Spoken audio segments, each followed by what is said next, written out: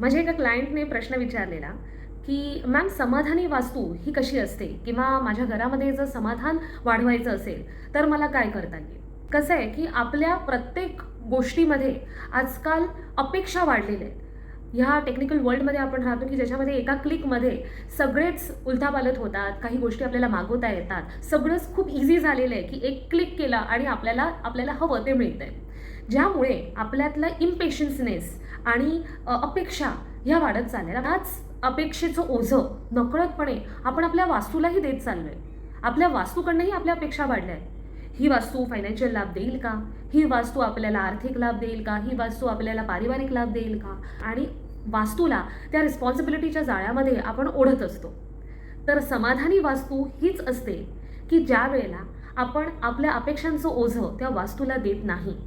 ज्या वेळेला काही गरजा, काही लाभ हे उपभोगण्यासाठी आपण स्वतःला समर्थ मानायला लागू, त्यावेळेला ती वास्तू ॲटोमॅटिकली जबाबदाऱ्यांच्या ओझ्यापासून दूर होईल, मुक्त होईल आणि नकळत ती वास्तू आपल्याला समाधान द्यायला लागेल. आपल्याला वास्तूला थँक्यू म्हणायचं आहे की आपल्या अपेक्षा पूर्ण करण्यासाठी तिने आपल्याला ते ॲटमॉस्फिअर दिले आहे की ज्याच्यामध्ये, ज्या सुरक्षिततेमध्ये आपण आपल्या मनातल्या इच्छा पूर्ण करण्यासाठी सक्षम होऊ शकतो. विचार करा. इति वास्तुवाच.